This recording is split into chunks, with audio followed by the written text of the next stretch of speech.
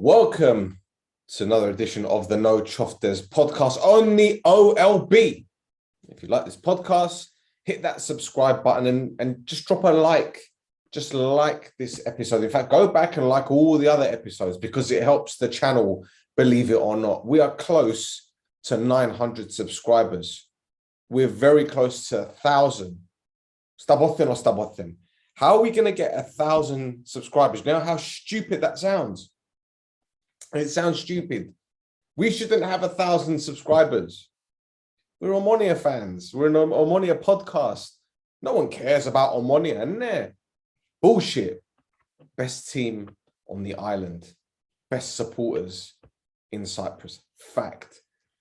Well, look, Gobella, I'm going to try and be a bit serious with this podcast. You know, whenever I do these shows, I try and be a bit light-hearted and entertaining. But this specific episode, I want to bring facts to the table. More facts than I usually do. And looking back on our season so far, can you believe I'm saying season so far? We've already played 2, 4, 6, 7 games. Fandasul is 7 games in. And all of them, apart from the Super Cup, have been European games. And it feels like the season is already halfway through. We haven't even started the league campaign. But our season so far has been a tale of one major issue, and that's been our defensive lapses. Now, last season when we started our campaign, I was saying our issue is we cannot finish our opportunities. We were creating chances, but we weren't putting them away. And I think it was quite notable in the game against Red Star at home, where the first 20, 25 minutes, we had 3 or 4 opportunities in the box where we could have been putting these chances away, but we weren't doing it. And I think it's flipped this side this season. And we're conceding goals, but poor goals are that. Goals that should have been avoided. Goals conceded, what I'd like to call schoolboy errors.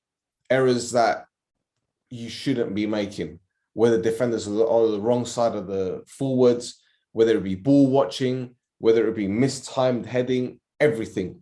And I'm going to try and do a bit of a deep dive with this one. I don't want to bore you guys with footage, but I think this is something that we really need to take serious. And the reason why I say this is because last season, and I emphasized it on the previous show I did, not the watch along, obviously, with Cyprus and Russia, but the previous show before that, when we were talking about Uzoho and the transfers. Losing Michael Lufner has been a massive blow for us. And I think it's really affected Adam Lang as well. Now, I don't know what their relationship was like off the field or on the pitch, because I didn't really see too much of them to communicating, because most of the time the ball was upfield and the cameras weren't on them. But it just seems that with Michael not there, Adam Lang doesn't look like the same player. And even when Thomas Huberchan was playing with Adam, he still didn't look right. Now, obviously, Banayodu has come into the team and he's done remarkably well. He's shown great levels of maturity, but even he's still making mistakes. But again, that's to be expected. He's a youngster, so we can't be too hard on him.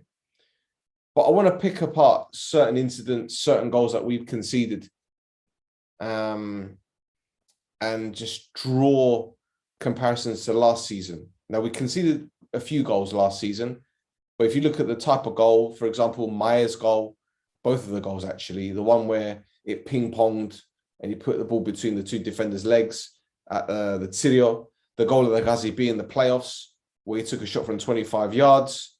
There was the goal from Olympiacos, 35-yard rocket. Goalkeeper wasn't going to save that. These are goals that came from distance, which, okay, perhaps should have been avoided, but you know, more often than not, you're expecting the goalkeeper to make a save, and those shots were brilliant, so they were unbeatable. There was the goal against Apollon last season when we lost 1-0, when we were down to 10 men, when Huberchan was sent off.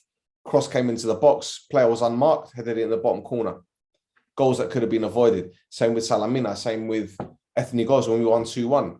Penalty could have been avoided if Lang had got on the right side. So anyway, look, I'm going to go through some of the goals. So this was the opening game. curtain raiser, say. It's the Super Cup against the Goddess. And we're a goal up. Lovely goal from Shepa.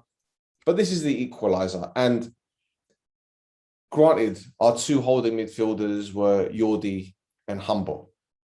Granted, we had injuries. We didn't even have a full substitutes bench.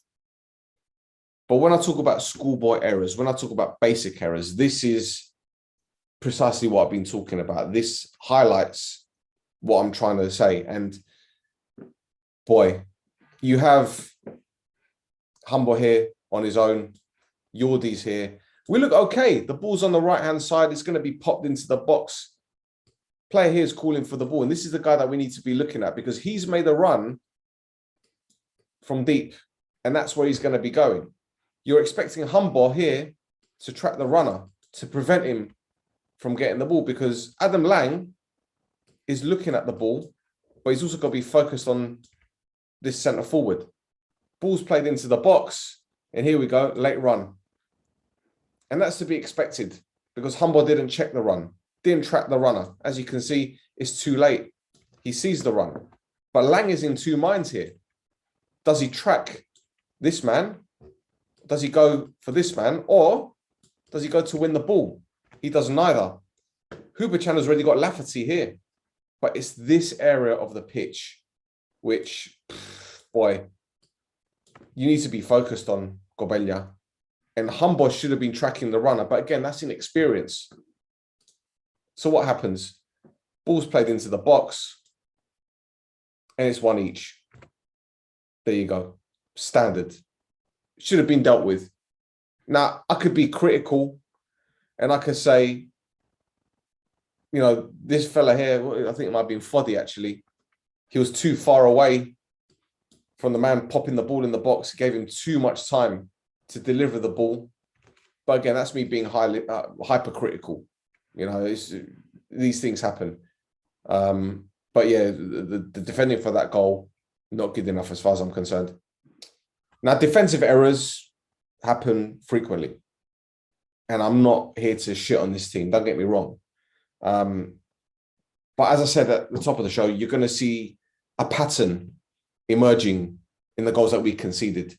And the majority of the goals that we conceded have come from wide areas, balls played into the box, no one marking the man that finishes the goal. And I'm going to show you another one right now. It's a game against Dinamo Zagreb. We're already a goal down with 10 minutes to go. Dinamo have a corner. Watch what happens. Short corner, Gobella. And right here, what I want you guys to do is pay attention to this player right here. Because at this moment in time, if you look at where we are, zonal marking. I'm not a fan of zonal marking. I've never been a fan of zonal marking. I've never understood. People said to me, well, if you get the positioning right and the players are lined up correctly, when the ball's played in a specific area, they can deal with it accordingly. Be that as it may, your players still need to have the ability to A, head the ball, and B, read the cross. Right now, we've got a position here. We've got our position. But then when you look at the Dinamo Zagreb players, where they are strategically positioned on the pitch, right here. So they're going to be effectively running into these areas, right? I don't know why there is. I think I should got the wrong one here. The wrong one. Doesn't matter. Doesn't matter. I'll just use this one. There we go. This is where they're going to be. They're all going to be running into this area. But the guy that we need to focus on is here because he's the one that scores the goal. He'll make that run here and the ball will be whipped in. It'll be right in between these players because they know that Shehu isn't good in the air. I think that's something that I'm going to come on to later on in the podcast. Shehu, as good as he is as a fullback getting forward, tracking runners and heading the ball, not his strong point. I'm looking at Huberchan. He's looking at the ball, but he's also anticipating where it's going to go. Unfortunately, he doesn't move quick enough. He doesn't move quick enough, and this is where we're into trouble. So, as you'll see in just a moment, ball's played into the box, and right here, the man I was just telling you about, he's going to win the header. He's ready to head the ball. Huberchan is, okay, he's a few yards away from him, but for me, he should have got tighter on the man because in doing so, he'd have put him off. But it's that delayed reaction. I was thinking he anticipated the cross, but he didn't move quick enough to the man. And what happens? Ball's played into the box, flicked on. Thomas Huberchan is nowhere near him, back of the net, and we're 2 down.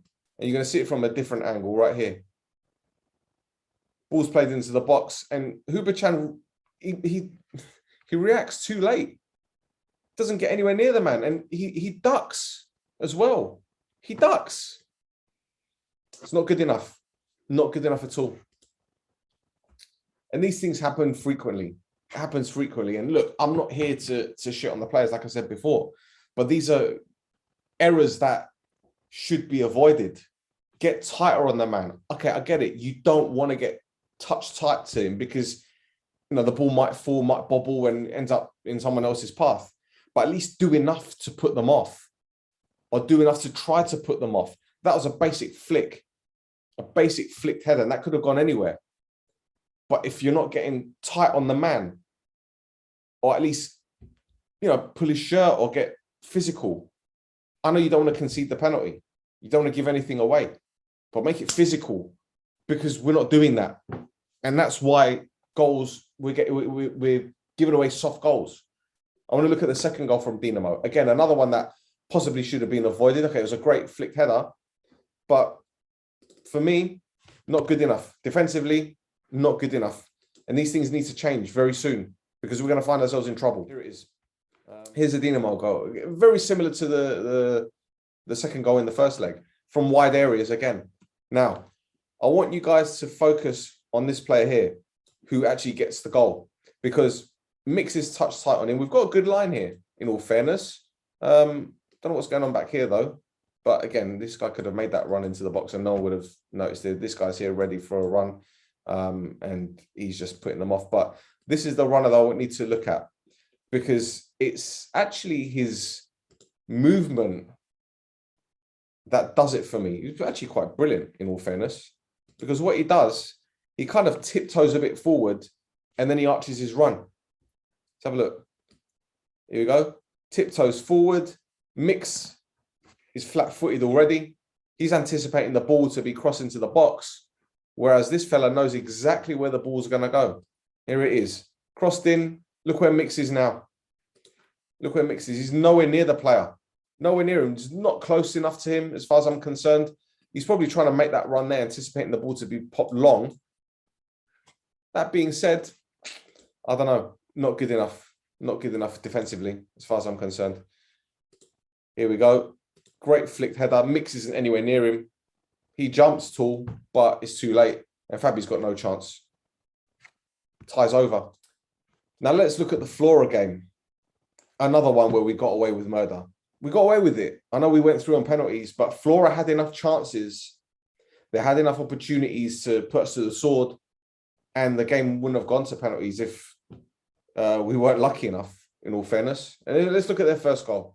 Again, similar to the Anorthosi game, similar to the Dinamo Zagreb game, balls from out wide in central areas. Now, this one has been whipped into the box. As you can see, Adam Lang is too busy focused on the ball, as is Banayodu looking at the ball. Striker is there, unmarked. He's anticipating it. He knows a mistake is about to occur. And what happens? Gobella, ball's crossed into the box. He's in between the two central defenders. In between them. Now, I'm looking at Banayodu and I'm thinking, can you win that in the air, son? Because you've anticipated the cross, but I think you've misjudged the flight of the ball. Now, again, I'm not shitting on the lad. This is inexperience. But Adam Lang, for me, nowhere near the striker. He should be tighter on him. Get tighter on him. Force him to make a mistake. Let him know that you're there, because right now he's in between the striker. Sorry, he's in between the two central defenders, and he's in the perfect position, because if either of those two central defenders clatter into each other, he's got a great opportunity to put the ball in the back of the net. And what happens? What happens? I'll show you what happens. There you go. Adam Lang heads the ball against the striker. Banayodu's back is turned. Next thing you know, back of the net. And do you know what? Again, I don't want to shit on Adam Lang, but what is he doing? I mean, what is this attempt to win the ball? What is this? What is it? I don't get it. Throw your body at the ball. He's just sticking his foot out. It's not brave. It's terrible.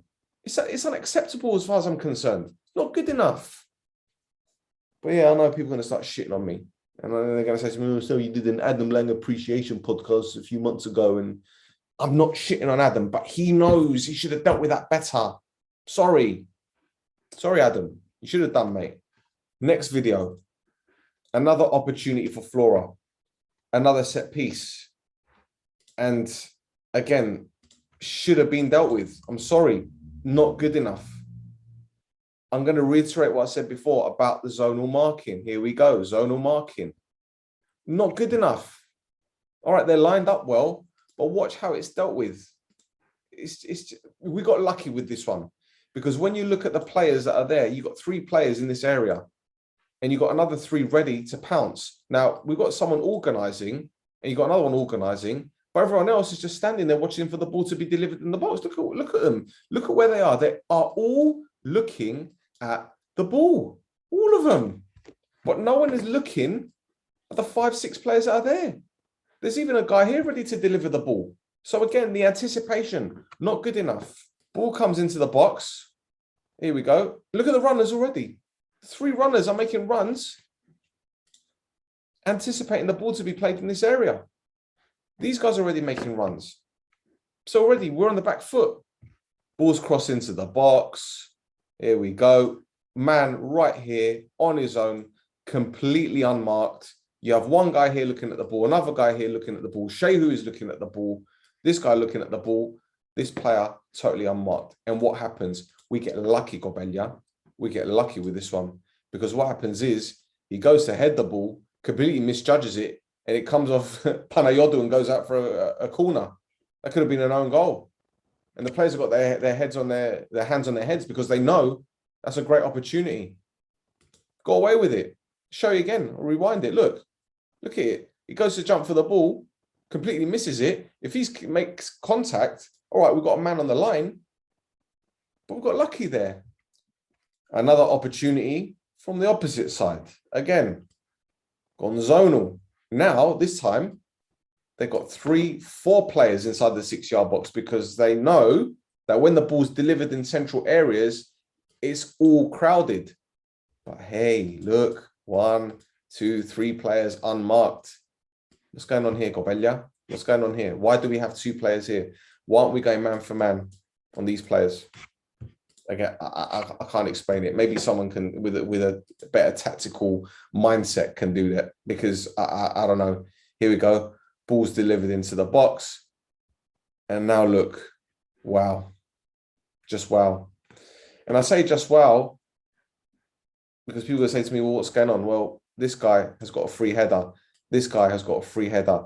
This guy right here, completely unmarked. And yeah, we got a man on the line. Great. Because I'm all for having a man on the line, because we saw last season, especially against AL at home when we won 3-0, Johnny's being on the line. What he did was brilliant. But what's going on here? Where's the marking? And this is the problem with zonal marking, because you're marking an area, you're not marking a man. Here we go. Cross into the box. Falls to this guy here. Fortunately, he makes a dog's dinner of it, and Fabi clears. I go to another clip. Same game. Now, we can blame fatigue because this is extra time. But once again, Gobelia, this is terrible. In fact, this is probably the worst one. Because right now, when you look at this screen, we look all right. Man for man here. Sati's got a guy here. All right, in Daxi, we've still got the zonal system. But look at this guy right here. And look at this guy right here. Ball's played into the box. Now, here we go. Let me try and explain this one. If this guy makes a better connection to the ball, this guy's got a free header. And this is what I'm saying. What's going on? Why do we have 1, 2, 3, 4 players on one man? That's what zonal marking does. Because when that ball's delivered, players will move out of their position together. But we're bunched up here. I don't know. You know, okay, I'm not a professional footballer and I'm not on the training field and I'm not involved in these drills. But for me, when that guy heads the ball, if he makes a good connection, this man here on the edge of the 6-yard box, he's got a free header. And we're out of the tournament. It's that simple, isn't it? Let's be real, it's that simple. We got lucky against Flora, admittedly. But against Antwerp, we were all over the place, weren't we? I mean, the opening 20 minutes was all right. But boy, we were all over the place. And again, wide areas, they caught us. Again. And to be fair, when the ball's out wide, there isn't really much you can do if you're giving the opponents 10, 15 yard space, or you're just turning your back when they're about to cross the ball, or you're given the opportunity to cross the ball because they'll punish you. But teams seem to know that defensively, we're not great when the balls are popped out wide and into the box. And this is a perfect example of where we're going wrong. Look at this. Right now, you're looking at the three defenders here. Absolutely fine. Sheu's got a man, Langer's got a man, Banayodu's got a man. You're thinking, no problem. Pop the ball into the box. Give a shit. We'll deal with it. In it comes, and a free header on his own. Now, obviously, that's a bad example, you're thinking, because, well, nothing really happened. It was a useless header. But for me, Lang's reaction is just slow. He's too slow, doesn't pick up the man at all. In fact, he ducks again. Now, did he duck because he thought it was going to be a low header? I don't know. But again, you're not tight enough on the man. In fact, you're not even tight on him at all. So what's going on? Are we not challenging players in the air? Because this is Eggestein. And he was the main reason why Antwerp got that goal, the opening goal, which I'm going to show you in just a moment. Again, the warning signs were there, 20th minute. Let's show you a chance from Antwerp early on in the game. Again, wide area, right here. Unmarked. You've got 3 players standing there. Only Bashiru is moving to him. But again, you can't give players the opportunity to put the ball in the box when you know that we have problems defending these crosses. So what happens with this one, Gobella? Well, the ball's about to be crossed into the box. And I want you lot to focus your eyes, your cute little eyes, on this player down here. Because Loizu should be on him, but he's not. Shehu is looking at the ball, not paying attention to the man. Langer's got this fella here, so you're thinking, yeah, no problem. So we have 1, 2 heads potentially marking this player. But what happens? Gobella, what happens? I'll show you what happens. Ball is popped into the box, and here we go, the runner. There's the runner, right here, running into this area. Shehu looking at the ball. Loizu looking at the ball. But we have a player right here making a run. It's not rocket science, is it? Shehu misjudges the flight of the ball, completely fucks it up, and the guy heads it down into the ground over the bar. Now, you could say that Shehu perhaps put him off. It's a poor header. But again, should be dealt with. The warning signs were there, Gobella. The warning signs were there against Anorthosi. The warning signs were there against Dinamo Zagreb. There were warning signs against Flora. What do you want me to say? We cannot afford to keep allowing balls to be put into the box when we cannot defend crosses. And now on to Antwerp's goal. This is dinosaur football. It really is dinosaur football. This is football that I used to see in the 80s and the 90s when there was a team called Wimbledon and Watford. Route 1 football, they call it. Goalkeeper smashes it down the pitch. And like I said in my analysis of the game last week or the week before, We have 1, 2, 3, 4 on 4. But 4 on 4 ain't a problem for me. It really isn't a problem for me, because if you're marking properly man for man, you got an opportunity to sort things out and deal with things accordingly. But here is the problem for me. Here is the problem for me, because Adam Lang, again, maybe I'm being too harsh on the guy, but I still believe that when the ball drops, he needs to deal with this. He needs to get closer to Eggestein. And Eggestein has got his arm out and Adam Lang's got his arm out. But Adam, you're not close enough. The guy gets a leap before you. Your arms are in the air. I don't know what's going on here. Bana Yodu has misread the header. And Miyoshi has just done what he has to do. I mean, this is a goal that could have been prevented. Basic errors. What can I tell you? The next clip kind of encapsulates everything. It puts everything into a nutshell. It sums it all up in one clip. Everything I've been saying. I'm going to show you this one. I actually saved this video as Antwerp Havoc because they cause havoc with this one. And yeah. 2 down in extra time. And again, I get it. Players are tired. But right now, Jan, you're too far. This guy unmarked. All right, okay, Justa's got this man, but what's Adam Lang doing? What's going on here? Why is this man not being picked up? This man, okay, Bashiru's on him, but this guy's got too much space. I get it, guys. It's brilliant. You got your line there. No problem. But can you deal with a ball that's going to be popped into the box? And here's the answer. Here we go. Cross into the box.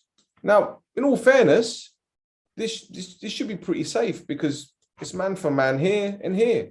We've even got a spare man here to deal with it. We've got 2 men being marked here. Shouldn't be a problem. But why does it become a problem? Let me show you why it becomes a problem. As the ball's crossed into the box, Juste is marking the man. He's holding him off. As you can see, his arms are out to block him. There's a man on the back stick. But why? Why? Again, fatigue makes people do strange things. Why do we have 2 men on 1 on the back stick? If Adam Lang gets his positioning right, keeps it in this area, it's less of a problem. Obviously, Zahario is looking at the ball here, which we've got a problem here because this man is unmarked now. I don't know why this guy, an experienced defender, is chasing a ball which he doesn't need to chase. If Shehu, and perhaps it's on Shehu as well, because Shehu isn't reacting quick enough, and he didn't do enough for the second goal, which I emphasized before. And again, tired, fatigue, that's what does it. The guy brings it back. The guy heads it back into play. He recycles it, and Lang's off the pitch now. If Lang stayed on the pitch, if Lang had stayed where I suggested, he's clearing it up. He's mopping it up. He's getting rid of it. But what happens? Havoc, as I said with the name of the video. Here we go. Zahario doesn't clear it properly. Fabi tries to collect the ball. He can't. And now Miyoshi's on his own there. It's havoc. It's a fucking joke. It's like, what's it called? Benny Hill. You should add Benny Hill music to this. It's utter fucking carnage. Let's watch it again. Look where Adam Lang is. He's looking at the man. Ball's crossed into the box. It's overhit. Lang is chasing the ball. Should have stayed on the 6-yard box. If he stayed on the 6-yard box, he's clearing the ball. Right now, it's just, look at it. Look at it. Some Longolondos, man. And here's the Dogari as well, and we clear it. Now, forgive me if I haven't been coherent. Forgive me if I've been all over the place with this video. But that sums up our defending all over the place. And there needs to be more organization. The experienced players need to be doing a lot more talking. There needs to be more communication with the fullbacks. We need to address this situation very quickly. Because granted, the Cypriot League, the standard, isn't like European football. And I get it. The attention to detail isn't what it is in European games. I get it. But if we want to make that next step up to be dominant in the Cypriot League, we can't afford these basic errors. They need to be sorted out. Now, fortunately, we have a head coach that knows about defending. He's won everything there is to win at club level. We have a coaching team that knows how to organize.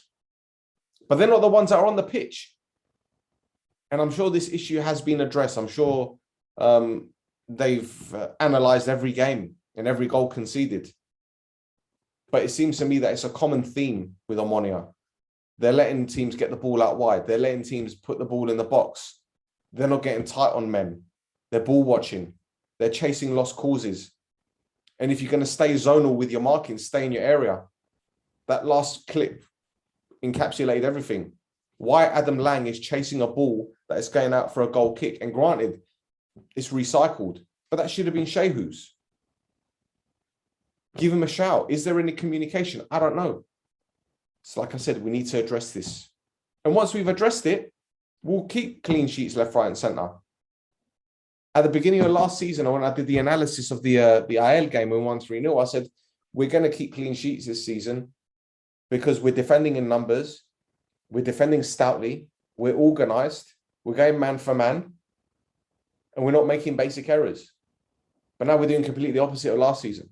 We can't afford to do it. It's not good enough. But let me know what you think in the comments. Am I being too harsh? Are there certain things that I haven't pointed out? If there are any coaches watching, please tell me if there's anything that I've pointed out that I've made a mistake in. I'm happy to listen to any feedback that you guys have. And yeah, that's pretty much it. So hit that subscribe button, like, share, tell your NOUNA, tell your friends, tell everyone. So until next time, when I'm sure we'll be doing a preview of the AEK game, promise you.